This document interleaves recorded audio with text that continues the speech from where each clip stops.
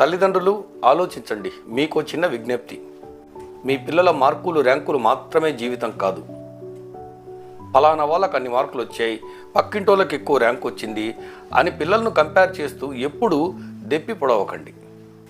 ఎంతో ఖర్చు పెట్టి చదివించాం, మా డబ్బంతా వేస్ట్ అయిపోయింది అని బాధను వెలిబుచ్చకండి.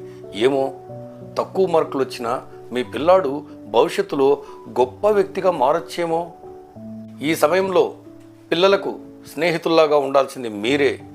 ఆ పసి హృదయాల్లో ధైర్యాన్ని నింపే బాధ్యత మీదే.